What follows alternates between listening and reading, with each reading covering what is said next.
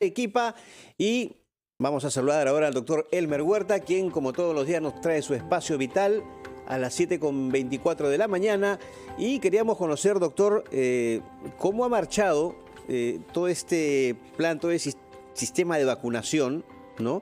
Que es muy importante, lo hemos resaltado acá, usted lo ha hecho muchas veces, el sistema o el esquema de vacunación después de la pandemia. Muy buenos días. Buenos días, doctor. Joana, buenos días. Carlos, buenos días también a todos nuestros oyentes.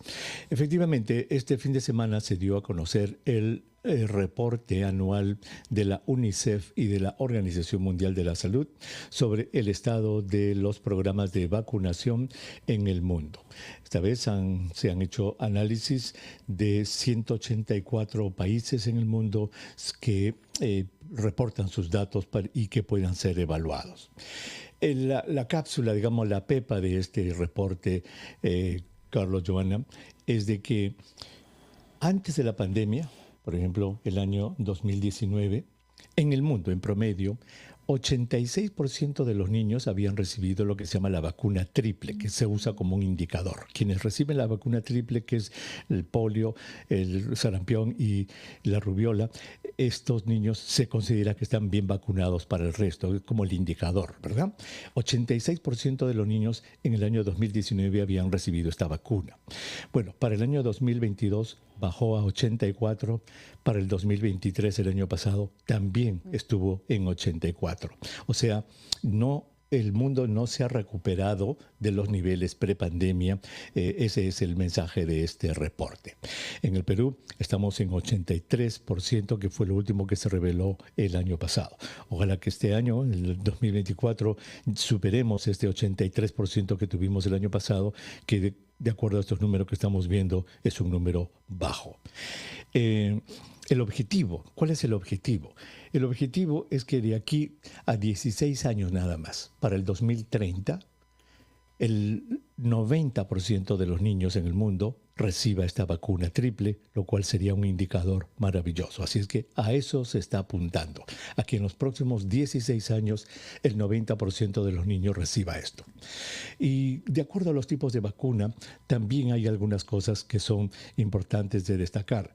Por ejemplo, ya lo hemos comentado antes, como existe una vacuna contra el cáncer, ¿verdad? La vacuna contra el virus papiloma humano, pero que lamentablemente no se está usando. Fíjate que en países industrializados, países ricos, entre comillas, 54% solamente de los niños y niñas que están aptos para recibir esta vacuna la han recibido en promedio.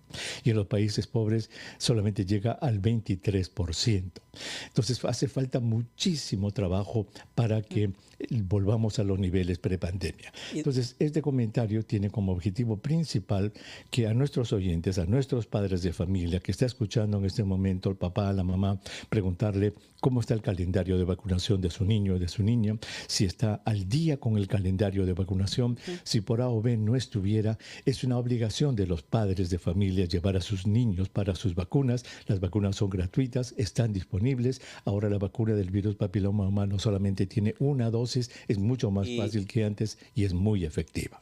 Doctor, usted habla justamente de que no se ha recuperado todavía niveles prepandemia. Y a mí me interesa saber lo que pasa en el Perú. Además de la cobertura, ¿usted cree que hayan tenido alguna influencia estos mensajes que en la pandemia sobre todo vimos con mucha intensidad de grupos antivacunas?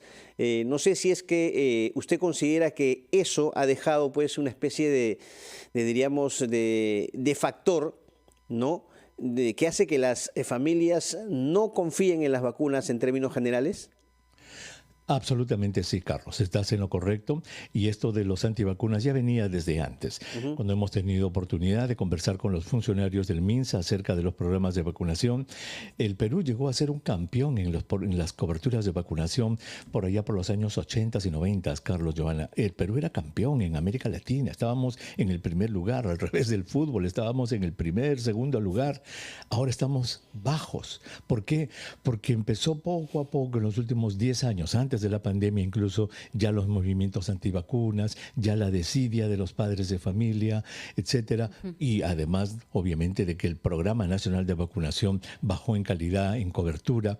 Entonces es una combinación de todo esto, Carlos, pero estás en lo correcto. Pero es curioso, ¿no, mensajes doctor? de Porque antivacunas son muy poderosos. Sí. Porque estas personas, ¿no?, que llevaban un mensaje totalmente erróneo, no solo acentuaron el rechazo a las vacunas por COVID-19, sino que parece que lo generalizaron como una especie de temor a otras vacunas.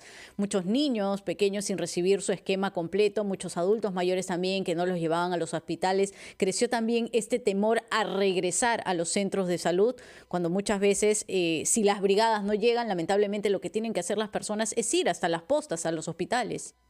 Es cierto, Joana, en los años 80, lamentablemente, cuando se publicó este reporte que después ha sido completamente desacreditado y refutado por múltiples estudios científicos de que la vacuna triple precisamente estaba relacionada al autismo, allí empezaron los movimientos antivacunas, que se han desarrollado en los 90, en los 2000, con la pandemia explosionó con la vacuna contra el COVID, y eso ha quedado, como has dicho, no solamente para la vacuna del COVID, sino que muchos padres de familia y muchos antivacunas están extendiendo estos sentimientos antivacuna para otras vacunas, contra el virus papiloma, contra el sarampión, contra la polio. Ellos predican un mundo natural en el que es mejor que el niño se infecte para que tenga su defensa natural, y no entienden estas personas que nuestros niños muchas veces con anemia, con desnutrición, pueden caer víctimas y morir por estas enfermedades prevenibles por vacuna. Son en realidad mensajes sumamente egoístas, malintencionados,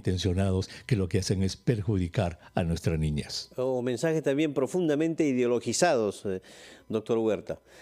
Absolutamente, absolutamente, Carlos, y eso fue muy triste comprobar que en el Congreso pasado, que fue el Congreso Antivacunas, como se le bautizó, pues múltiples padres de la patria eran abiertamente antivacunas. Efectivamente. Bueno, doctor, muchas gracias por su espacio vital y nos reencontramos 5 de la tarde. Varices. ¿Quién tiene varices? ¿Quién no tiene varices? Presente. Son tan frecuentes las varices, ¿verdad? A veces ya las chicas a los 20 y tantos, ¡ay!, despiertan una mañana, ¡mira, una varice! ¿Qué va a pasar conmigo? Esto va a crecer. Y más allá de lo estético, lo que muchas personas no saben, lo doloroso que puede ser. Correcto. Así es que hoy día vamos a hablar todo sobre varices. ¿Qué son? ¿Se curan? ¿No se curan? ¿Es cierto que te operan y te curan para siempre? Todo eso lo vamos a ver en hombres y Espacio Vital, mujeres. Varices. Hombres y mujeres. Estás en lo correcto, Carlos. Muy bien, doctor. Muchas gracias, como siempre, por su espacio vital y nos reencontramos 5 de la tarde. El doctor Elmer Huerta, como toda